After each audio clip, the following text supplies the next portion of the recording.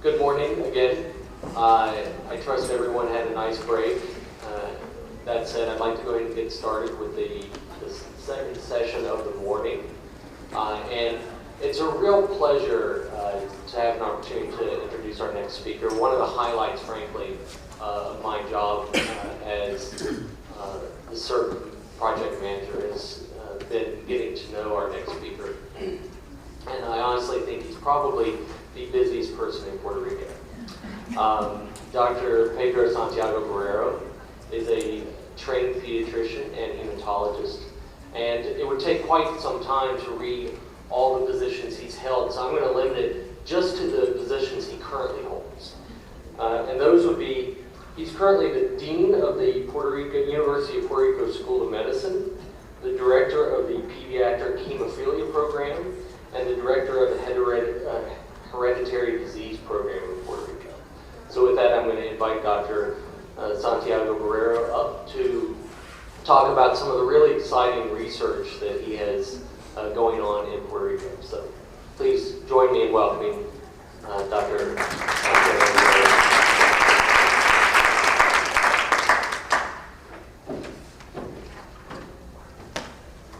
Good morning, ladies and gentlemen.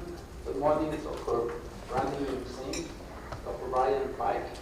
It's indeed a pleasure to be here sharing with you this very interesting meeting and bringing some information on what we are doing in newborn screening in Puerto Rico and in some research projects that we are conducting in order to somehow add some additional conditions that probably are going to be rare or strange to most of you, but that conditions are fairly frequent in Puerto Rico.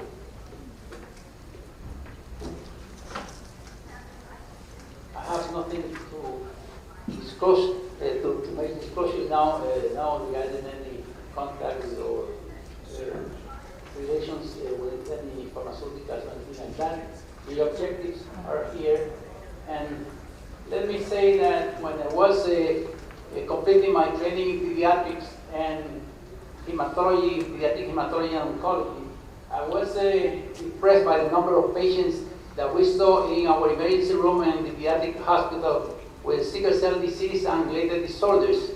And at that time, the hospital, the hospital provided services mostly to the people from the northeastern region of Puerto Rico. The fact was that we saw sickle cell disease and related problems often. In 1977 and in the next 10 years or so that followed, we conducted a number of surveys in Puerto Rico.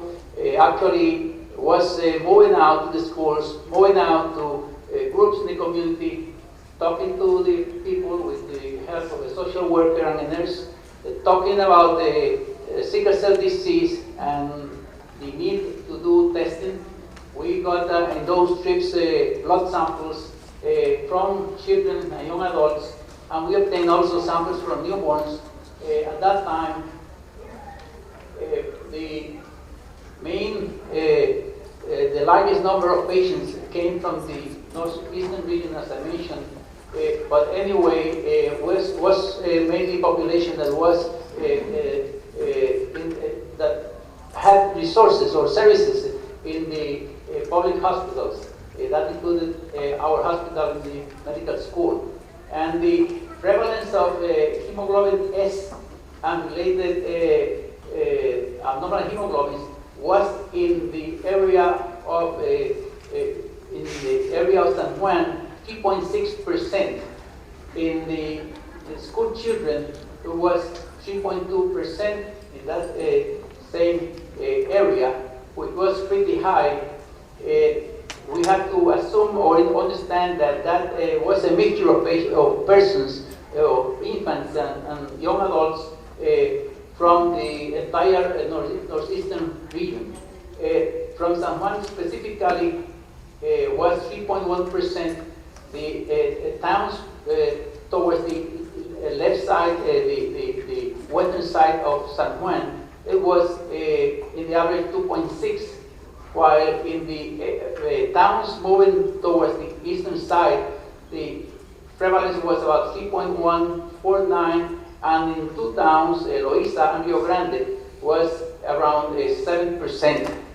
Of course, that was the next thing that I did was to go around the island. That was the time when I was starting actually my work as a faculty member. And in the central portion of the island, Sidra, San Sebastián, those are towns in the middle, in the mountains regions in the center of the island, was 6.7%. In the areas in the coast, main cities, Mayagüez, Ponce, and Arecibo, the average was 1% in the large towns next to San Juan towards the west. It was 1.2%. These are the towns that we work with originally, and the towns in the middle of the island, these two are representative of that central portion of the island, was pretty low in proportion to what we had here in the northeast, around 0.7, and the towns over here in Ponce, Arecibo, and Mayagüez was around 1%. The important thing was that we had to make a decision. At that time, we didn't have a law at that time for the island, and we had limited resources, so I decided that we were going to use the resources in this area where most of the patients were born. Actually, at that time, about 14 patients were born annually for a population of about 50, 55, 56,000 persons, newborns. And so we invested all the resources in this area. Of course, we provided diagnosis, counseling, with orientation, and the important thing was to try to provide the services for the group that was needing it the most. In the next, following that initial effort, a law was approved in 1987, creating the newborn screening program. At the same time, of course, at that time we started also with PKU and hypothyroidism, besides hemoglobinopathies. The experience and the data that we collected in the next 20 years, that is between 1990 to 2010, time when we were already doing screening to over 96%, around 95% in some occasions, up to 99% of the newborns were tested. In that period, we tested approximately 1,090,000 newborns. The overall prevalence of hemoglobinopathies was 2.2%. The number of patients identified with disease, homozygous or combined heterozygous, was 256. If one looks at the numbers, basically numbers are the same, and as you will see later on, you will see here that the number of patients identified year after year, or were in each one of those 5-year periods, the total number went down from 14.4 to 10.6. Of course, a good part of that change was due to reduction in birth rate, but besides that, we identified later on, and you will see in the curve that there is a significant, statistically small but significant change in the amount of patients with abnormal hemoglobins. The important thing here that I want to emphasize is that, of course, hemoglobin S is the most frequent and important abnormal hemoglobin at that time, and still it is that way. But the fact is that we had also a significant number of patients or persons with hemoglobin C. The combination of hemoglobin S with other hemoglobin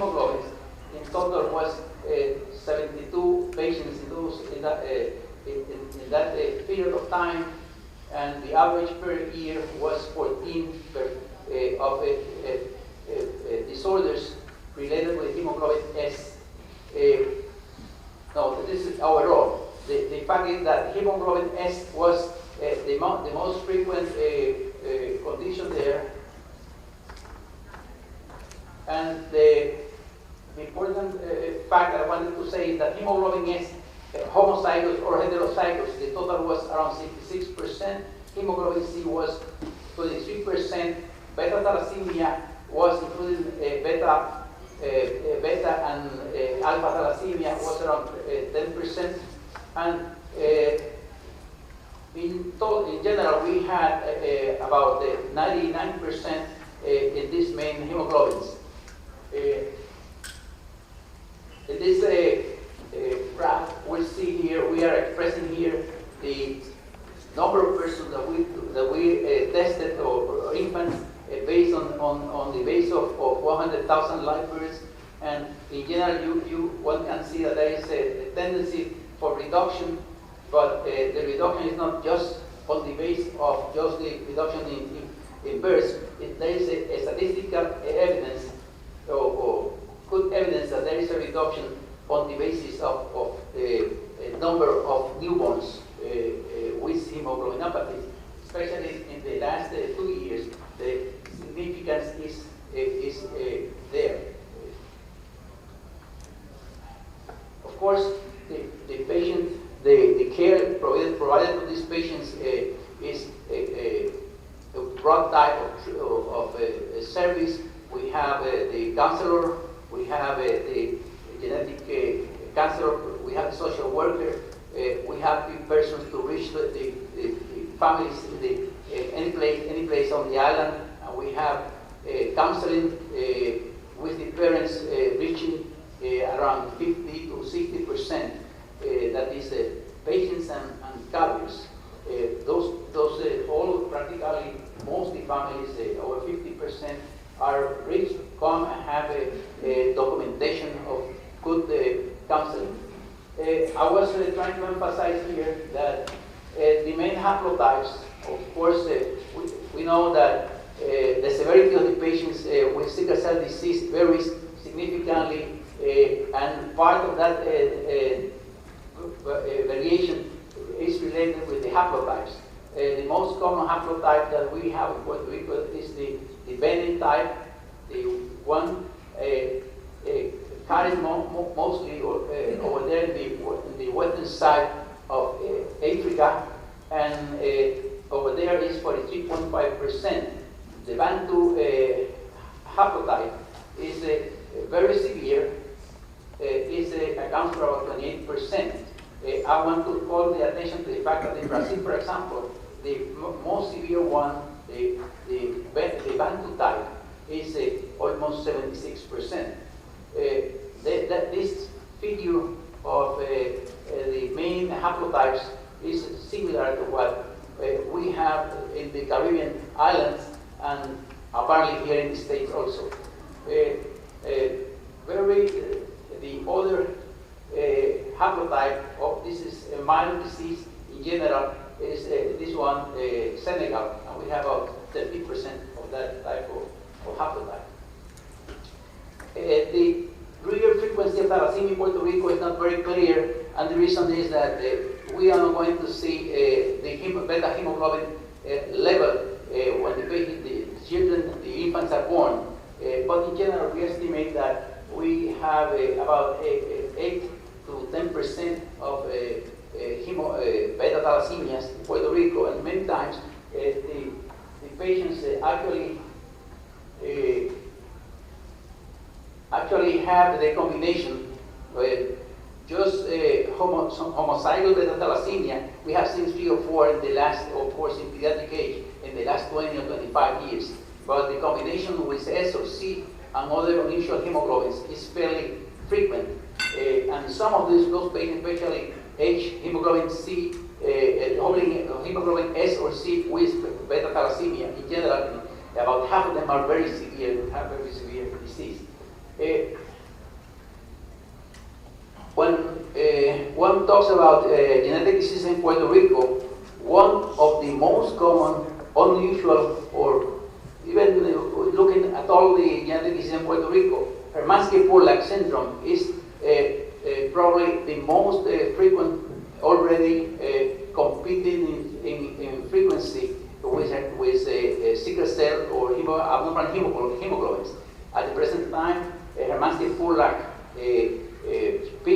infants are about 9 per year, and hemoglobinopathies, as with any other combination, is about 10.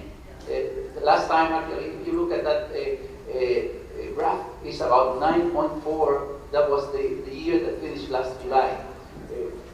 Hermansky-Purlak is a very unusual genetic disease.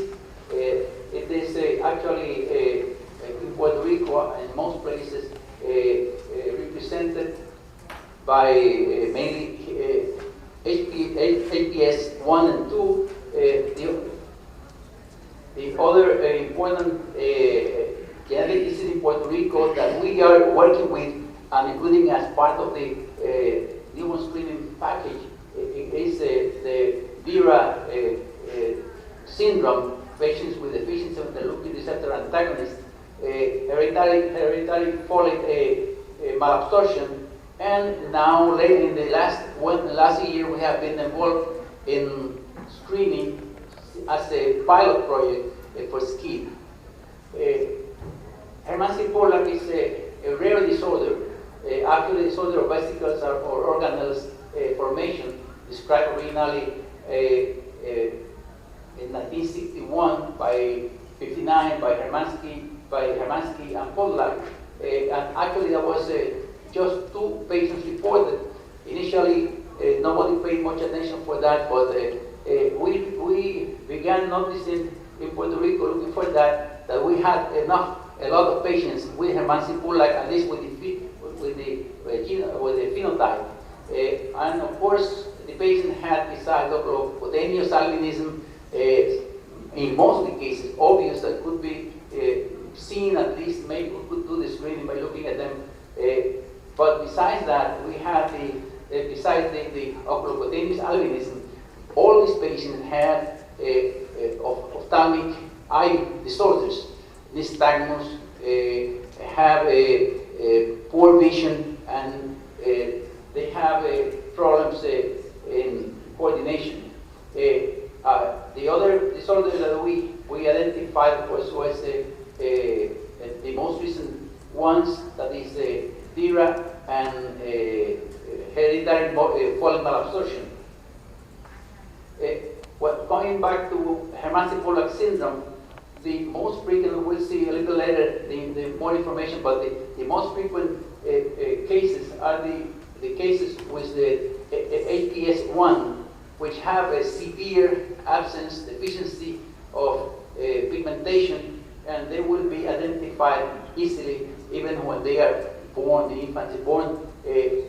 HPS3 is relatively frequent, but most of the times, the patients are missed, and people assume that it's just mild albinism, and some of them you don't even notice the changes in the hair or in the skin, and unless the patient has has trauma, and the parents observe closely, noticing that the child is having frequent bleeding accidents or whatever.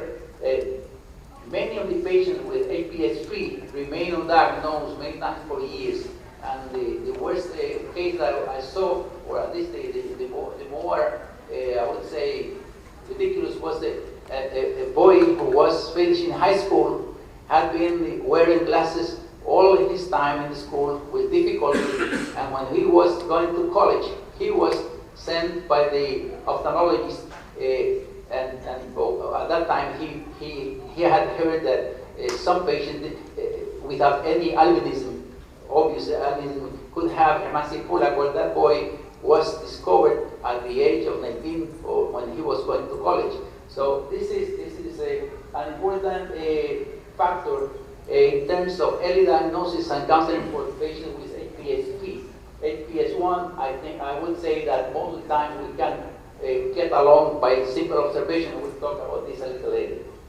The first studies on albinism were conducted in Puerto Rico by Dr. Whitcup, and at that time the important thing was that he studied, and his group studied, a large number of patients with albinism in Puerto Rico.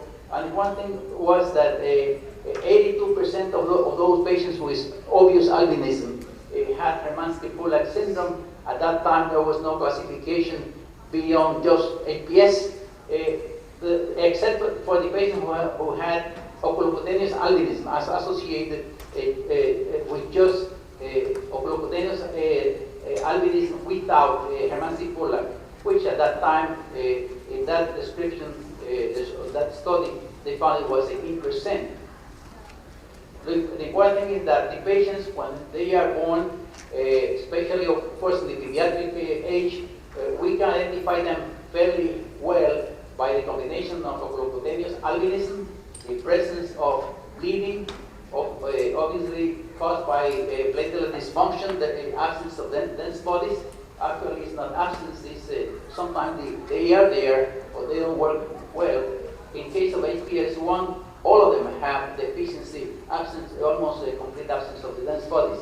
Many of these patients have or develop a pulmonary disease and colitis after they are adults. So in the pediatric age, we have only this information to make the diagnosis. The important, or most important things of the study done by Whitcup in 1980, and for the next 10 years they remain working with that subject. The prevalence was very high in the northwestern portion of the island, with a gene prevalence of 1 in 21, that is 4.8%, and estimated disease rate of 1 in 1,800. However, in the rest of the island, it was only about 1.7%, but still obviously significant.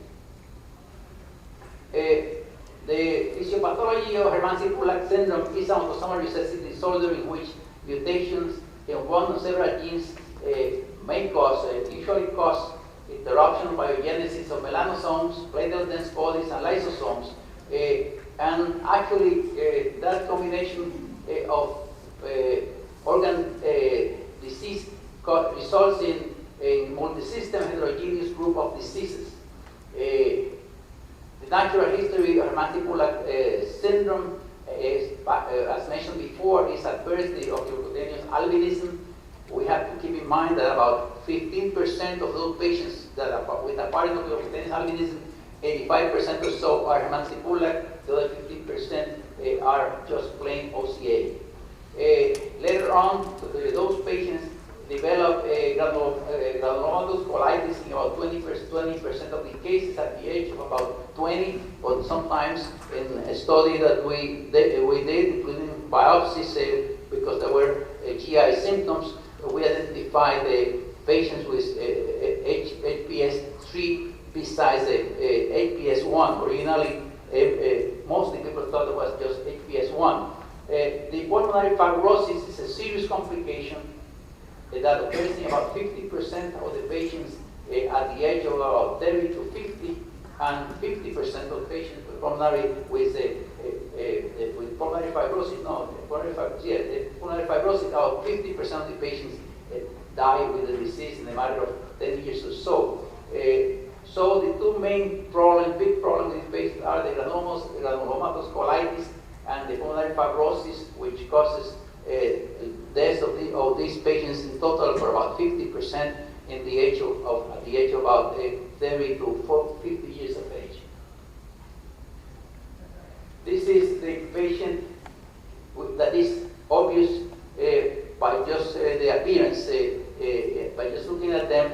The differentiation of HPS1 from oculocutaneous albinism is that these patients with Hermansky-Pulack have the other symptoms of bleeding.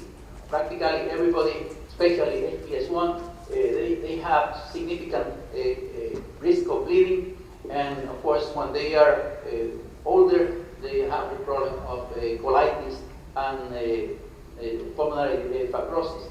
The patients who have APS2, many times, at least half of them, won't be identified by just looking at them. If one sees a patient who doesn't have severe oculocutaneous albinism, but has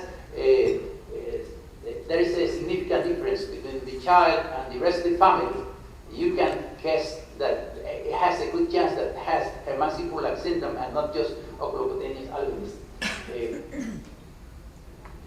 Most common gene mutations in Puerto Rico is the APS1 that eventually was identified by the identification of the mutation, cysteine base pair duplication that was discovered to be the main cause of albinism in the northwestern region of the island, which is almost a confirmation of what was done by Dr. Wiscott. The prevalence over there, the mutation is 4.8%, and the disease is approximately 1 in 1,800. You will see a slide later where you will see that this is a relatively small area where that happens. There are some other mutations still in the Hermann-Pulak 1 that includes in juice. We have not seen Hermann-Pulak syndrome related to this other mutation.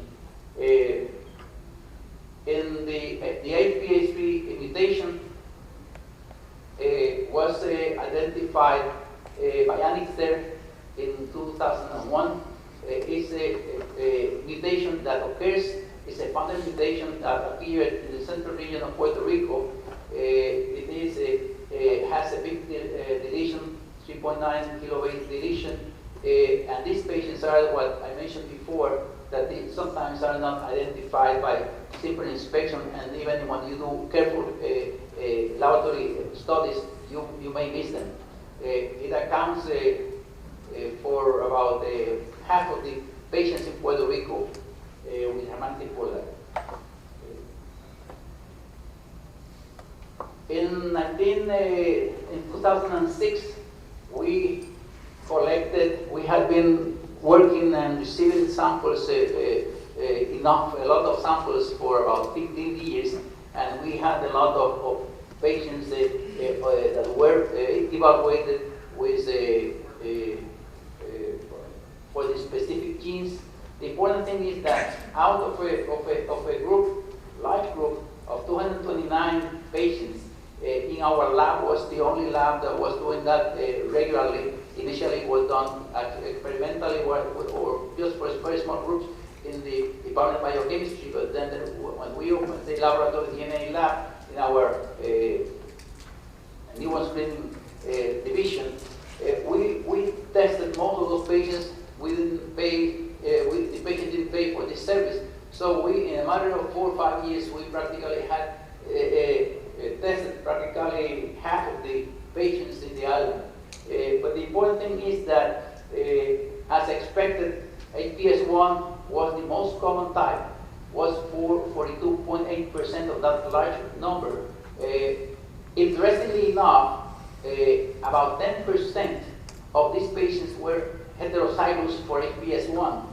And we had the persons who were working in molecular genetics, they did testing for the regular oculocutaneous albinism. And so we knew that these patients had HPS1, but probably was a combination with something else that later on was proven to be the correct explanation. HPS3 was present, was identified in 17% of the population, and in a small number of them, about 5%. Also, a fraction of them were only heterozygous, so probably there was another mutation that wasn't identified so far.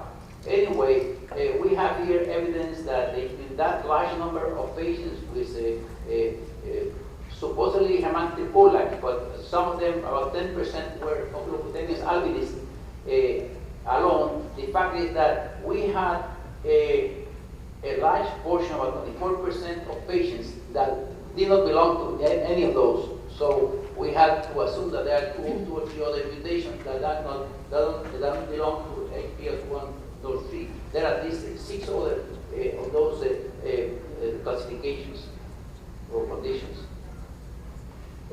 Novel, just to give you an explanation or to have some evidence that this is the presence of other mutations, evidence for that explanation is that recently, that was just last year, a person or a young person had graduated, had completed his PhD degree in our school, came to NIH.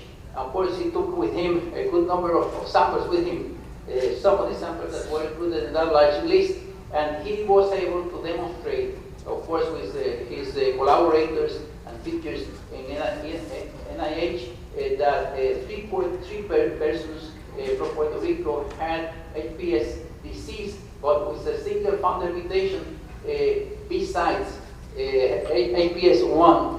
So that explanation that were not the cases with hemantic colic HPS1 was just one gene. So what happens was that most of those patients have, besides those three patients, probably there are a dozen or more patients with some of those other unusual and rare HPS1 mutations.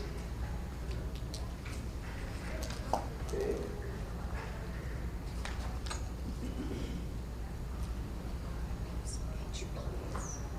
When we began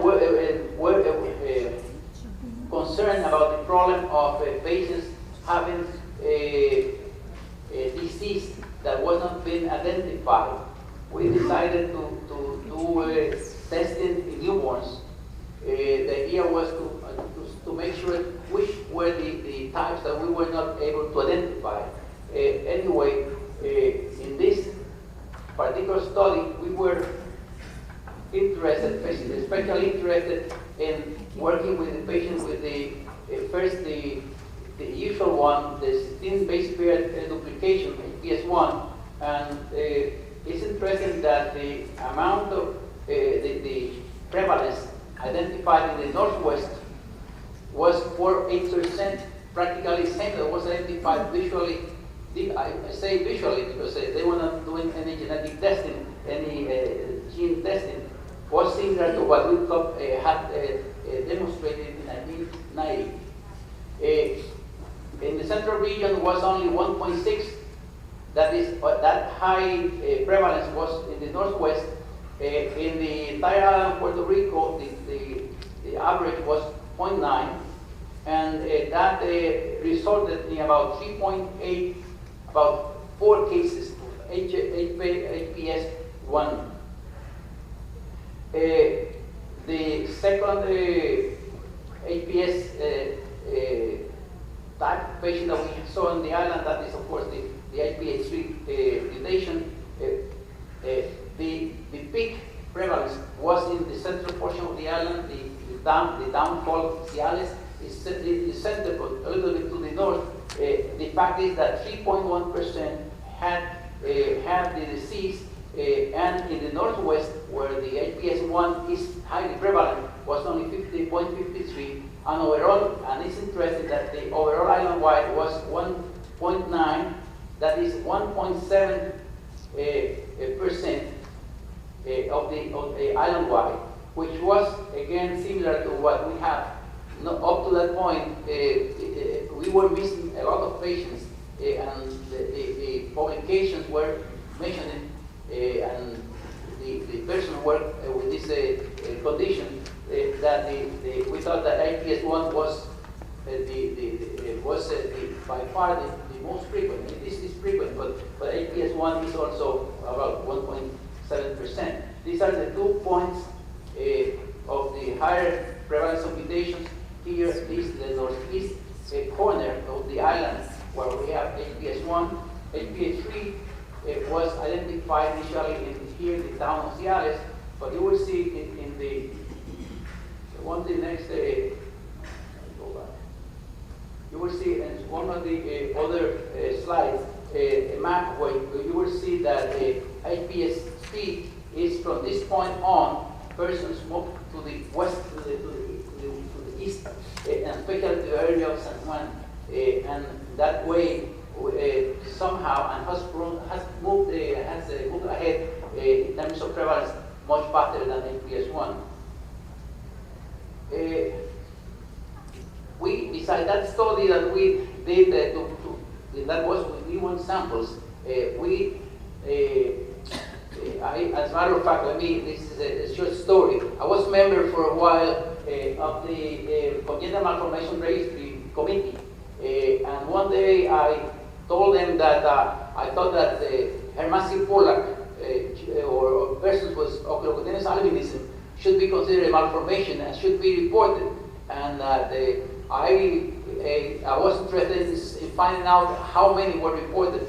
The nurses were instructed to look at them carefully, and any child who had albinism or suggested albinism to be included and reported to the Department of Health. I did not see did not hear anything else about that subject. I left the committee for in about 1 year or so, and then about 3 or 4 years later I asked what had happened, and then they sent me the information. They were waiting to make sure that they were right, and the fact is that the nurses were able to identify by observation and the prevalence identified by the screening by observation, an average of 8.4 cases per year. Of course, we have to assume that about 15% are non-Hermansky Pollack, but the fact is that we were probably identifying 80% by just simple observation. Well, not simple, careful observation, but I was always worried about the possibility of some of the nurses, especially the newcomers, that would miss them. So that was a study that allowed us to consider the possibility of doing screening, even screening for HPS-3, because we had patients that were coming too late. HPS-1, most of them practically all could be identified with good inspection, but HPS-3, at least half of them would be missed. And so we developed a project which actually consisted in doing not only testing DNA testing for the infants, but in order to take care of the problem of cost. And we decided to make pools, and the part of the study was to determine which pools were what number was adequate to do the testing, and the numbers were between 5 and 10. So we chose to do it with 5 samples. The test was accurate and reliable, and that way we demonstrated that it's easy to identify the protein. In the case of HPS-3, if you here look at the control here, and the other control, positive control is the HPS-3, could be identified easily. And in those five sample pools, it was done with accuracy. At the present time, that allowed us to begin a project, a pilot project that is already running. During the last year was established. It's a sign only that is the population that has been included by that testing is the 2/3 of the island to the east, where we know we have the high prevalence. The reason is that cost is a factor. Cost is a factor that's taken into consideration. This is prevalence of HPS3 here in the town of Ciales, and mostly population somehow moved to the west, to the east. In the case of HPS1, is in that area mostly. You saw a slide demonstrating that. So we developed a pilot study for newborn screening for Hermann in Puerto Rico. Actually, this is we are studying that now, effective July, and actually the criteria or the important thing to do is that newborns are observed closely by registered nurse, obtaining the blood samples for Gossi cards. So the first thing that we'll do is to make observation and indicate whether the patient has clear evidence of albinism, or whether there is some suspicion that it's albinism, and this is a form that they have to fill up. We will then call those patients, just like the information provided by the nurse is the screening test, and then we call the patients. The other part of the study, that study is to do then screening with the pool technique in the 2/3 of the island towards the east. That way we will be making sure that at least 80%, we hope, or close to 90% of the samples or the patient will be identified one way or the other, and without spending too much. Well, this is the portion that we're moving to now. It is the problem of DRA, deficiency with interleukin receptor antagonist, using the first letter for each one of these names or words. The investigators ended with a nice new word, DRA, a severe inflammatory disease in children.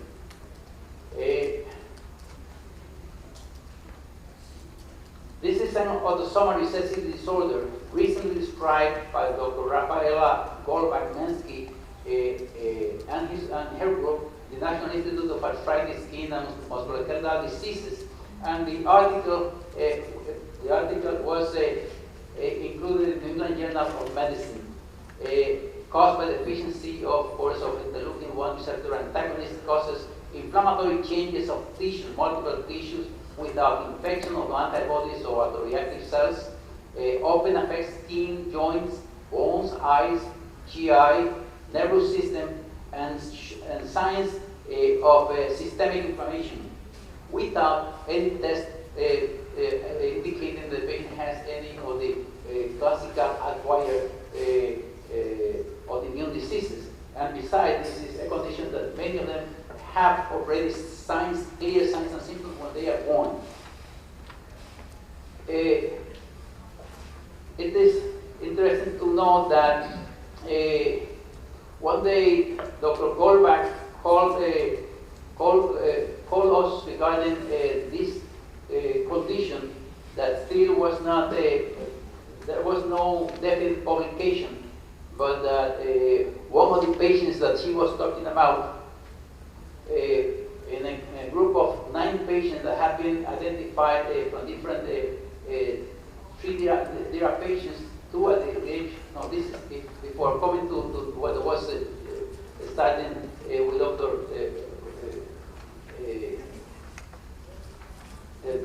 From the NIH. This is a story going back. We have 3 patients with inflammatory disease that have been identified in Puerto Rico. 3 DRA patients, 2 at the age of 2 and 21 months. No, actually, let me clarify. This is actually part of the work that Dr. Goldbach had made. She worked with in a group of 9 patients she had identified, and included 33 patients that had died. The parents of a Puerto Rican patient whose parents have come from the northwestern region was one of those patients with DRA. That mutation was also found in 3 unrelated carriers from other places in Puerto Rico. On the basis of data available, Dr. Goldberg indicated that the incidence was, with that data, about 1.3%. No, it was, yes, with a prevalence of about 1 in 6,300 births. Thus, she suggested that newborn screening may be indicated, especially if that data could be duplicated, repeated. This is, again, now going back to one patient that we had seen about 20 years before. This was a couple of children. The first one was an infant that was born in Asheville, which is part of the western side of the island. That child presented hypotonia, inflammatory lesions, and deformity of the extremity, swelling of joints, generalized papular rash, postulosis, respiratory distress, and no apparent response to treatment. That patient remained in that city of Arecibo, which is a small city. At 48 days of age, the patient was referred to our hospital in San Juan. Multiple tests and consultations were made, including the geneticist, but no final diagnosis was established. That patient was treated with general care in general, but the patient was sent back to her home, was followed by the geneticist, and later on this patient was sent to the Children's Hospital of Philadelphia. And in that occasion, in that place, the patient was evaluated very carefully, and no final diagnosis was made. Some mild changes, metabolic changes were found. The patient was treated with carnitine and biotin, and the patient went back to Puerto Rico. The patient continued with her symptoms. By that time, she was several years old. When the patient was 7 years old, a sister was born, and that child died at the age of 8 months with the symptoms just the same, the manifestation of the previous one. The patient that was born first died at the age of 80 years. Of course, we did not have a diagnosis at that time. When Dr. Goldberg called us, we told her that we recall a child who had died actually was 20 years before, almost 20 years. And we looked at some photographs, and basically is what she published a year later. So Dr. Goldberg was interested in getting information or getting material from the island. We provided her a number of samples, about 5% of the total population, ambulatory sample. And the important thing is that she found, especially in the northwestern side of the island, again, a pretty high concentration. So this. Let me jump that. This is the information about the 3% sample that we sent. Dr. Goldberg demonstrated that approximately 1.9 was in the island in general, and in the northeastern region was again about 4.6 or so. There's another slide. The important thing is that DIRA, in the evaluation or the study that Dr. Goldberg did in NIH, identified the prevalence mostly in the northwestern region. Here was one of the first cases that was identified by Dr. Goldberg. But interestingly, a few of those towns close to San Juan also have the same mutation.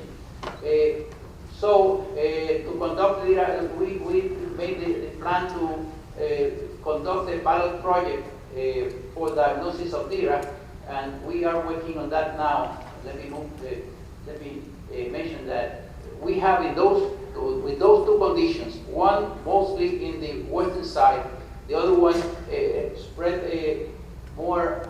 There's one slide missing over there. Hereditary folate malabsorption is the other condition that I wanted to mention, in which the prevalence is mostly in the town of Villalba. That was Dr. Goldbach from New York, Albert Einstein University. He published a prevalence of 0.3 island-wide and 0.9 island-wide and 0.3 in the area of Arecibo. The important thing is that we have evidence of two conditions that are very, very important in terms of control. This is the places where the patients with folic acid malabsorption were identified, and on the basis of information that we have conducted, we are working to pilot studies for hereditary folic malabsorption. We are we are already working in the method we utilize for the identification of the patients, PCR sequencing and Tuckman SNP genotyping assay will be tested in 4% of the newborn samplers from the island, because we believe that probably that will be very little bit after the testing. This is the area where the hereditary folic malabsorption risk area, actually is this one. The town of Villalba is here. Is the area where the children the higher prevalence was found. That is around 6.4, but it's that town. The next response has about 1.3, and by amount that also about 1%. So the fact is that we have at least three important diseases: Hermann-Purlack, DIRA, and congenital folic malabsorption. And the last two are very sick patients, are very difficult to identify, and we are planning to start the next semester as a pilot project working with DIRA and hereditary folic malabsorption. Thank you.